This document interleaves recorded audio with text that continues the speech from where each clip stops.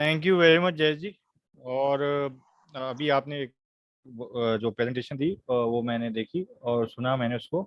तो सबसे पहले यहाँ पे हमारे जितने भी पार्टिसिपेंट्स हैं और स्पेशली जो हमारी ये जेडेक्सी मार्केटिंग टीम के जो पार्टिसिपेंट्स हैं और जो पूरी जेडेक्सी टीम है, उन सबको from the deep of my heart, core of my heart, मैं बहुत ज़्यादा वेलकम करता हूँ।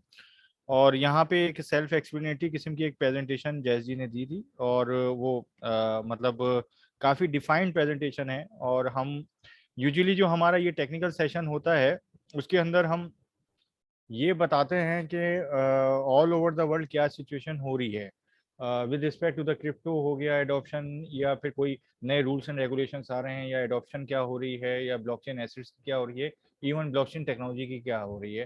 तो क्योंकि एक इंडस्ट्री 4.0 की एप्लीकेशंस हैं ये, और हर जगह जो है वो एडवांस टेक्नोलॉजी की तरफ बात हो रही है, जाया जा रहा है। कहीं पे जो है वो रूल्स और रेगुलेशंस डिफाइन हो चुके हैं, कहीं पे और बनाए जा रहे हैं, कहीं पे कुछ मेच्योरिटी होती जा रही है।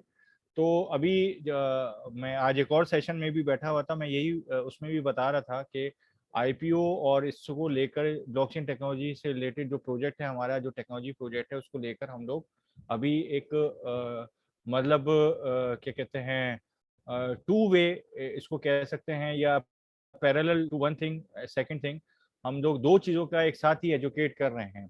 इट डजेंट मैटर कि हमारे कंट्रीब्यूटर्स हमारे प्रोजेक्ट को doing the awareness, it's been like more than 16 months, it's more than 16 months approximately जो ZXC एसिड्स का सफर है। और उससे पहले लास्ट 6 ईयर से तो हम लोग खुद मिडिल ईस्ट से लेके यहाँ तक हर जगह जहाँ जहाँ पे भी हमारी अप्रोच है और बात हुई है, from exhibition, from conference, from seminar, from the very interested people to the very large level of interested people. यानी कि अगर मैं सिर्फ अपनी बात बताऊं तो हम लोगों ने एक 4 या 5 लोगों के सेशन से लेके जो है वो 15 से 20 हज़ार के लोगों के बीच के सेशन तक हमने करी है कॉन्फ्रेंस, एजुकेशन और अवेयरनेस, जिसके अंदर हम सिर्फ ब्लॉकचेन टेक्नोलॉजी को लेके बात करते थे। समझा जाता था कि ब्लॉकचेन टेक्नोलॉजी की बात करी जाए तो सिर्फ बिटकॉइन है। तो data there but still the technology is very wide deep और बहुत ही ज़्यादा भी और मेच्योरिटी है। तो अभी एक एग्जांपल यहाँ पे हम लोग देते हैं आईपीओ की, और आईपीओ के बारे में डिस्कस करते हैं और बताते हैं। और ये जैसे कि अभी जयस जी ने भी बताया कि जिस ये एक लॉन्ग टर्म इन्वेस्टमेंट होती है और सिक्योरिटी में थोड़ा टाइम लगता है। प्रोजेक्ट की या इकोसिस्टम की या कंपनी की ग्रोथ के साथ ही ऑर्गेनाइजेशन जैसे आगे बढ़ती जाती है तरीके से कंट्रीब्यूटर्स और जो उसके इन्वेस्टर्स होते हैं, आइदर वो इंडिविजुअल हो या इंस्टीट्यूशनल हो, वो भी बढ़ते जाते हैं और उनके भी जो प्रॉफिटेबिलिटी है वो डबल होती जाती है, या एक मतलब मल्टीपल ऑफ टाइम जो है वो प्रोजेक्ट है। तो अभी इसी एग्जांपल को मैं अभी रिसेंटली एक जो वो आई है, रिपोर्ट आई है और हर वीक आती है वो, यूजुअली तो डेली बेसिस पे भी हो जाता है स्टॉक मार्केट्स को लेकर, अगर जो है वो जो क्लोजिंग होती है हर संडे होती है, उसमें जो टॉप जो 7 कैंडिडेट्स हैं, इसको कहना चाहिए जो हमारे इसका richest people of the world.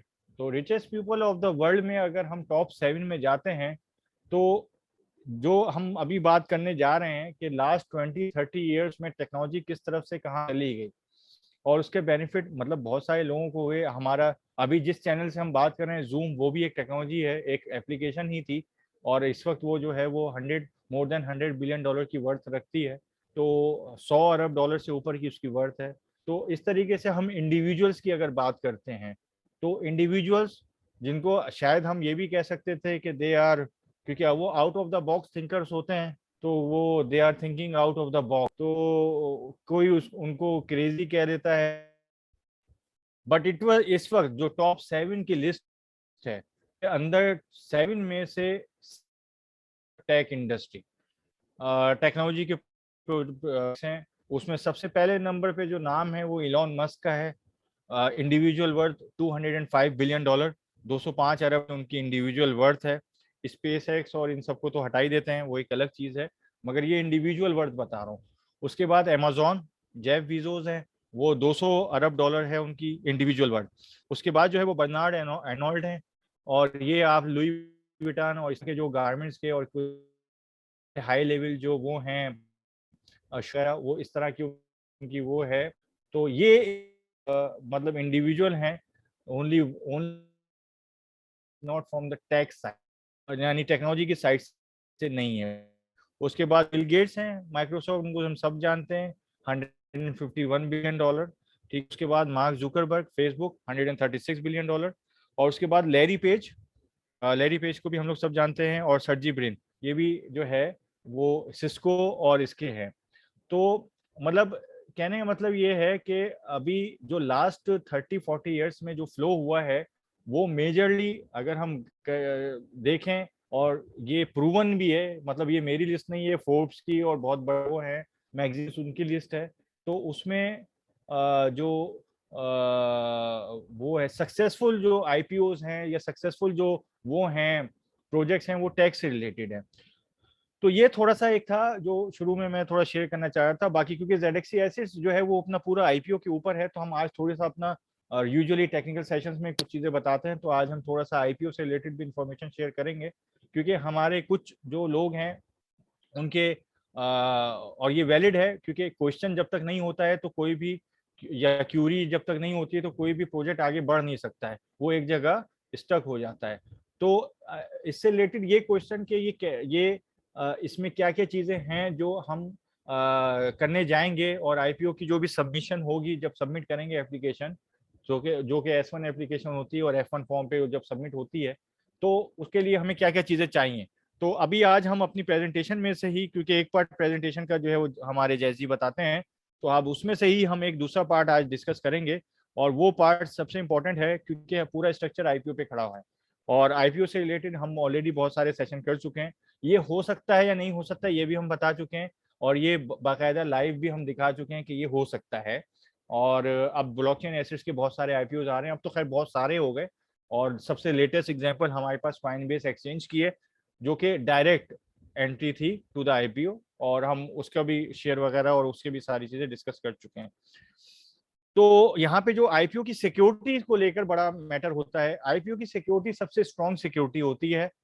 क्यों होती है वो आपको यहाँ से पता चलेगा। इसके अंदर जो है एक बहुत बड़ा इन्वेस्टमेंट बैंक होता है, जो दुनिया के टॉप बैंक्स में से एक बैंक होता है, क्योंकि नेस्डैक या अगर न्यूयॉर्क स्टॉक एक्सचेंज या लंदन स्टॉक एक्सचेंज, इस तरह के एक्सचेंजेस में अगर आप कोई भी आईपीओ करने जा रहे हैं, तो उसके लिए एक इन्वेस्टमेंट बैंक हमेशा चाहिए होता है, और दैट इज मैंडेटरी, मतलब ये मैंडेटरी रिक्वायरमेंट है। और वो क्यों है ये भी मैं बता देता हूँ। उसकी रिक्वायरमेंट इसलिए होती है कि कोई भी सेटलमेंट या कोई भी चीज होती है स्टॉक्स की डीलिंग में, क्योंकि ये भी एक either it is like blockchain based asset, but still it is a stock, वो स्टॉक के अंदर ही आ रहा है, उसकी ट्रेडिंग हो रही है। तो अब इसके अंदर जो है वो जब ट्रेडिंग हो रही होती है तो सेटलमेंट्स होते हैं, जो भी है रोज की जितनी भी ट्रेड, तो उसमें investment bank from the first day is very mandatory, और इसमें जो है टॉप के बैंक जो है वो इन्वेस्टमेंट बैंक बनकर आते हैं। तो उसके बाद ये पूरा का पूरा अंडर राइटर हमारा इन्वेस्टमेंट बैंक ही होता है, जो कि लेता है ये कि हाँ भाई इस जो वो है प्रोजेक्ट, इसके जितने भी वो हैं डॉक्यूमेंटेशन, इसकी बेस पर जितना भी वो आईपीओ रेज होने जा रहा है, इसकी पूरी अंडरटेकिंग और अंडरराइटिंग हम करके देंगे। तो this is the first thing, क्योंकि ये प्रोज एंड कॉन्स हम लोग डिस्कस कर रहे हैं इस वक्त, और सिक्योरिटी लेवल्स देख रहे हैं। और उसके बाद जो है वो जितना भी आईपीओ की फाइलिंग होती है वो एक अच्छी टॉप लेवल की फर्म करती है, और वो that firm should be registered और licence from the that stock exchange जहां से आप करने आईपीओ जा रहे हैं। तो वो भी आपका मतलब वहां पे रजिस्टर होती है। तो ओवरऑल अगर देखा जाए कि जो एलिमेंट्स किसी भी, ये इट डजेंट मैटर कि वो जेडेक्सी एसेट्स का है या नहीं है, किसी भी फर्म का जो भी आईपीओ करने जाते हैं, they should be listed, they should be registered with the authorities. ये तो पहली चीज हो गई, क्योंकि उन्हीं की बेस पे आपका अपना प्रोजेक्ट या XYZ कोई भी आईपीओ होता है तो वो लिस्ट होता है और रजिस्टर होता है, मतलब after the approval and everything. तो ये एक वो मतलब चीज है जो मैं बताना चाह रहा था। और इसकी वजह ये है कि मतलब what is the security of the IPO. अब आईपीओ के अंदर एक बार अगर लिस्टिंग हो गई और ये सारा अप्रूवल प्रोसेस हो गया, तो सबसे ज्यादा जो केवाईसी मैटर्स होते हैं और ये हम पहले भी बता चुके हैं, हम हर किसी की टीयर 1 और टीयर 2 की जो केवाईसी ले रहे हैं उसकी वजह यही है कि वही सबमिट होंगे। तो इसके अंदर से सबसे ज्यादा जो केवाईसी का मैटर होता है वो को फाउंडर्स और उसका होता है। आप अगर कोई भी प्रोजेक्ट उठाकर देखेंगे या कोई भी चीज है, जैसे लेमन ब्रदर्स है, लेमन ब्रदर्स का जब फॉल हुआ था और बैंक्रप्सी उन्होंने फाइल करी थी, तो उसके अंदर बहुत सारे लोग जो है उनका कैपिटल लगा हुआ था। तो उसमें किसी से भी कोई क्वेश्चन या क्यूरी नहीं हुई थी, सिर्फ और सिर्फ सीईओ और को फाउंडर के साथ जो है वो डिस्कशन हुआ था और उनको ही जो है वो क्या कहते हैं इन्वेस्टिगेट किया गया था। और उसमें क्योंकि वो पूरा का पूरा एक प्रोसेस फ्लो हुआ था आईपीओ का, तो उसके अंदर जितने भी फंड्स थे, जो कैपिटल इन्वेस्टमेंट रह गई थी, वो सारे के सारे कंट्रीब्यूटर्स में with respect to their investment distribute कर दी गई। उसमें कुछ कंट्रीब्यूटर्स मोर देन 70% ऐसे भी थे जो कि बहुत अच्छे प्रॉफिटेबिलिटी में रहे थे फॉल होने के बाद भी। तो this is one of the example. And Lehman Brothers अगर आज होता तो शायद हम ये कह सकते हैं कि वो टॉप 10 जो वो हैं कंपनीज उनमें से एक होती। तो that kind of financial structure वो लेकर चल रहे थे उस वक्त की बात है। तो जो आईपीओ है उसकी security with respect to the norms, with respect to the rules and regulations, हर कंपनी की को फाउंडर्स और सीईओ की पूरी जो है वो सबमिट हुई होती है और हर क्वार्टर में जो है वो क्रॉस चेक होती है। और जहां तक शेयर का है, शेयर की जो वैल्यू प्रोपोजिशन है वो किसी भी कंपनी, इवन बिल गेट्स भी कोई जिम्मेदारी नहीं ले सकते हैं कि कोई शेयर उनका ऊपर जाएगा या नीचे जाएगा।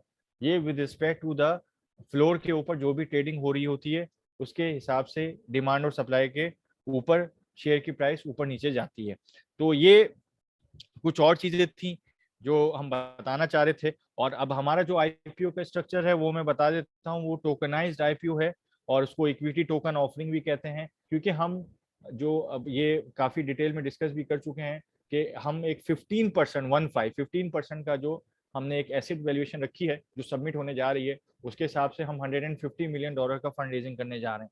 अब इस $150 मिलियन में अभी तक जो भी पार्टिसिपेशन हुई भी होगी उसका एक पर्टिकुलर परसेंटेज बन जाएगी and the rest will be क्या कहते हैं रेज बाय। और फंड रेजिंग जो भी होगी वो वीसीज हों या इंस्टीट्यूशन इन्वेस्टर्स हों या कोई भी इंडिविजुअल हों, और तो वो रेस्ट जैसे अभी अगर हम कहते हैं 5% अभी तक हमारा हो चुका है तो हम रेस्ट 10% करने जा रहे हैं, तो इस तरीके से वहां पे सारी चीज सबमिट हो जाएगी।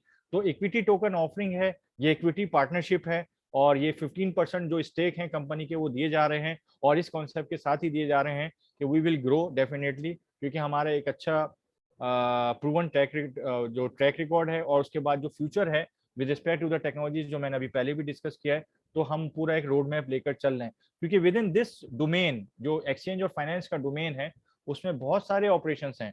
सो everything is approximately with respect to the blockchain assets या क्रिप्टो एसेट्स कहें, वो इसी के अंदर फॉल हो रही है अभी तक approximately, except enterprise solutions. Enterprise solutions में भी हम कुछ चीजें कर रहे हैं और वो सूनर और लेटर वो भी अनाउंस करेंगे। But the point is with respect to the agenda of our IPO submission application and with respect to the road map जो हम लेकर चल रहे हैं, तो इसमें बहुत सारे जो है वो बहुत लुक्रेटिव और जिसको अच्छे तरीके से मोनिटाइज भी किया जा सकता है, तो ऐसे कॉन्सेप्ट्स हैं। तो ये सारी चीजें हैं जो आईपीओ को लेकर थोड़ा सा मैं डिस्कशन करना चाह रहा था। और अभी जो है वो टेक्निकलिटीज और डिटेल्स डिस्कस हो रही हैं। और अभी जो सबसे जो पॉइंट है जो अभी तक हम लोग उसको क्या कहते हैं टच बेस नहीं कर सके हैं वो है मैनेजमेंट का। तो नेक्स्ट क्वार्टर में जो है वो हमें एक मैनेजमेंट टीम 4 to 5 पीपल की जो है वो बनाकर और उनकी फुल सीवीज जो है वो सबमिट करनी है। और ये भी हम अपने डिटेल टेक्निकल सेशन में बता चुके हैं कि सीवीज जाती हैं और ये भी आता है कि मैनेजमेंट में किसका कितना पार्ट है और किस तरीके से वो कॉन्ट्रैक्ट बेस है या फुल टाइम है या क्या है, ये सारी चीज़ें भी सबमिट होती हैं। तो ये एक स्ट्रक्चर बनाया जा रहा है with respect to the security और वो of the share, with respect to the security of the company, KYCs और ये जो रूल्स एंड रेगुलेशंस हैं, ये थोड़ा सा मैं आज डिस्कस करना चाह रहा था। तो यही आज का टेक्निकल सेशन है जो मैं करना चाह रहा था। और इससे रिलेटेड या किसी और चीज़ से रिलेटेड किसी का कोई भी क्वेश्चन या क्यूरी हो, then they can ask me and I will try my level best to reply it accordingly. So thank you very much. I wish you all the best. Over to you, Jazzy.